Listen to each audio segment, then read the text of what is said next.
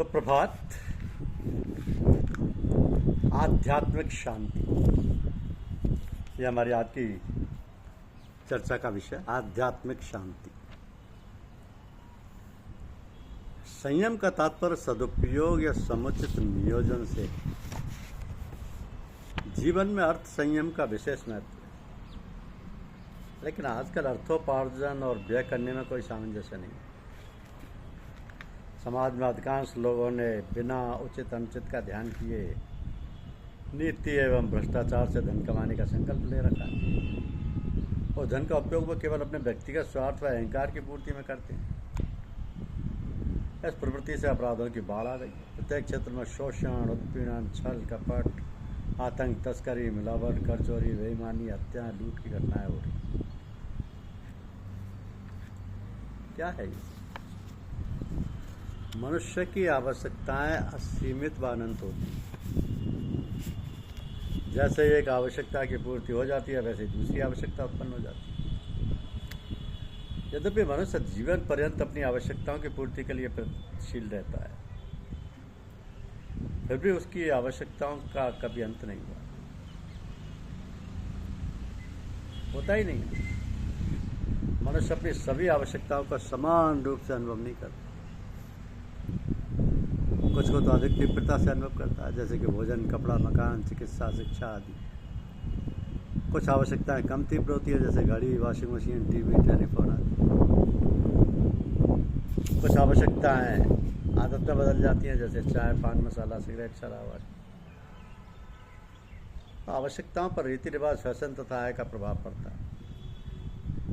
आय बढ़ने पर आवश्यकताएं बढ़ जाती हैं। समाचार पत्रों, पत्रिकाओं, सिनेमा, टीवी द्वारा किए गए विज्ञापनों एवं विक्रय कला से भी आवश्यकताएं परिवर्तित व बढ़ती हैं। मनुष्य की आवश्यकताएं समय व परिस्थितियों के अनुसार परिवर्तित होती हैं। एक ही वस्तु एक ही व्यक्ति के लिए आवश्यक, दूसरे के लिए आरामदायक, तीसरे के लिए विलासतापूर्ण हो सकती है। व्यक्ति समय, आय, स्थान, व्यक्ति के व्यवसाय के अनुसार वस्तुओं की उपयोगिता भी बदल जाती है। इस समय गाँवों और नगरों में स्त्री पुरुष, लड़के लड़कियां सभी में शिक्षा का प्रसार हो रहा है। राज्य सरकारों की ओर से अनेक विद्यालय हर स्तर के खोले गए। संयुक्त पोषक, नर्सरी स्कूल, पब्लिक स्कूल खोले जा रहे हैं। ग्रामीण क्षेत्रों में भी इंटर कॉलेज, डिग्री कॉलेज, तकनीकी संस्थाएं खुल रही हैं। पक्के मकान अधिक बन गए। राजनीतिक दलों ने गाँवों में गुटबंदी, छल कपट, द्वेष, महत्ता आकांक्षाओं के बीच बो दिए। घर के मुखिया को सदैव पारिवारिक बजट सावधानीपूर्वक बनाकर घर परिवार के आर्थिक संचालन में अहम भूमिका निभानी चाहिए। यदि गृहस्वामी विद्वान है तो आय व्यय का बजट बनाकर अपना व्यय करता है तो वह अपनी सीमित आय के व्यय से अधिकतम संतुष्टि प्राप्त करने में सफल हो जाता है और कुछ बचत भी कर लेता है। बजट बनाकर गृहस्थी के संचालन में व्यय करने से विवेकपूर्ण व्यय होता है, वरीयता क्रम में व्यय होता है, आय व्यय का बचत के रूप में उचित विभाजन होता है। माता रामचंद्र जी महाराज फतेहगढ़ ने खर्च के संबंध में सभी को कुछ महत्वपूर्ण बातें बताई कि ये खर्च किसी विशेष आवश्यकता के कारण है या किसी रीति रिवाज या आदत के कारण। पहले इन बातों पर विचार कीजिए। अच्छा, आवश्यक दिखावे का भाव तो मिला हुआ नहीं है। इस कारण से कि भाई की भलाई या उससे सहायता होती है या कोरी शेखी आसान है।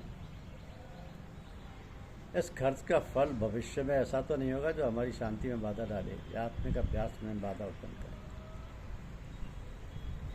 किसी खर्च करने से पहले धर्म के विरुद्ध, अपने समाज के नियमों के विरुद्ध कोई बात तो पैदा नहीं होती। यदि किसी सत्संगी की आय और व्यय के बाद कुछ बचत होती है तो उसकी गरीबों या अन्य सत्संगियों और सुपात्रों की वजह से खर्च करनी चाहिए। आय मेहनत की कमाई की होनी चाहिए।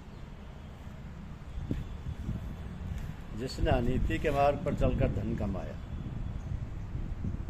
उसकी वो कमाई चोरी, बीमारी, विलासता, मुकदमा, नशा, रिश्वत, व्यभिचार आदि बुरे मार्गों में खर्च होती थी। जैसे आई थी वैसे ही चली जाती। पश्चाताप, पाप और निंदा का ऐसा उपहार भी वो अंततः छोड़ जाती है इसे देखकर कुमार गामी अपनी नासमझी और दुख की अनुभव करता रहता। समर्थ सदगुरु राम सिंह जी राणा साहब भी अनीति के धन से बचते व सभी को बचाते रहते। मानव जीवन की गहराइयों के मर्मज्ञ रहीमदास जी कहते हैं कि रहीमन वित्त अधर्म का जरत न लागे बार, चोरी कर होरी रची भई तनिक में छार। अधर्म से कमाया धन बहुत शीघ्र नष्ट हो जाता है। चोरी ठगी बेईमानी से इकट्ठा किया धन होली के समान कुछ ही समय में व्यसन दिखावा आदि में अब्दे हो जाता है। तो अपनी पहुंच विचार के करत न करिए दौर, देते पांव पसारिए जेती लांबी सौर। कभी कहता है कि अपनी क्षमता को अच्छी प्रकार निरख परख कर ही कोई कार्य हाथ में लेना चाहिए। अर्थात अपनी चादर के अनुसार ही पैर फैलाएं। जितनी आय हो उतने में ही अपने खर्च पूरे करने चाहिए, नहीं तो व्यक्ति कर्ज के सहारे चलने लगता है और अपनी सामाजिक आर्थिक हानि ही करता है। जो जल बाड़े नाव में, घर में बाड़े दाम, दो हाथ उलीचिए यही सज्जन का काम। जब नाव में जल भरने लगता है तब नाविक दोनों हाथों से नाव से पानी बाहर निकालता है, जिससे नाव डूबने से बच जाए। उसी प्रकार मनुष्य को चाहिए कि जब आय अच्छी हो तो खुले दिल से सहर्ष लोक मंगल के कार्यों में, सुपात्रों की सहायता में अवश्य खर्च करना चाहिए। इसी में सज्जनता निहित है। उचित रीति से धन कमाना अच्छी बात है, लेकिन उसे नष्ट करना या दुरुपयोग करना अपने लिए, समाज व देश के लिए हितकर नहीं है। इस धन को मनुष्य व समाज की सेवा में विवेक से व्यय करना ही बहुत बड़ी समझदारी है। इससे आध्यात्मिक शांति प्राप्ति होती है और विशेष सहायता मिलती है। तो ये जो आत्मा का ज्ञान है, साधना पथ पर चले बिना समझ में नहीं आता। इसलिए सर्वप्रथम मार्ग का अनुभव आवश्यक है, यानी कि अभ्यास किया जाना जरूरी है। बिना अभ्यास के मन और बुद्धि ठीक ठीक उसी आध्यात्म विद्या को जानने के योग्य नहीं होती। इस तरह पहला काम मन और बुद्धि को ठीक करना हुआ, ना कि पहले आत्मा के विषय में जानना, क्योंकि ये सिद्ध हो चुका है कि बिना योग के मन एकाग्र नहीं होता और ना ही बुद्धि स्थिर होती है। इसलिए आचार्य लोग आत्मा के विषय में समझाने के पहले ही योग की क्रिया कराना शुरू कर देते हैं। जैसे जैसे मन स्थिर होता जाता है, बुद्धि सूक्ष्म होती जाती है, अंतर में खुद ब खुद विवेक शक्ति पैदा होती जाती है और ज्ञान उभरता जाता है। सत्संग में उपासना, कर्म, ज्ञान साथ साथ होते जाते हैं, लेकिन सफलता जिज्ञासु साधकों को ही मिलती है। जो जिज्ञासु व अभ्यास में तत्पर नहीं है, उनको भेद नहीं खुलता। तो अपनी आध्यात्मिक शांति के लिए आवश्यक है कि उचित रीति से धन कमाया जाए, उसे नष्ट नहीं किया जाए, दुरुपयोग नहीं किया जाए। समाज व देश के लिए ये जरूरी है कि इस धन को मनुष्य व समाज की सेवा में विवेक से व्यय किया जाए। ये बहुत बड़ी समझदारी है। इसी से आध्यात्मिक शांति प्राप्ति में विशेष सहायता मिलती है।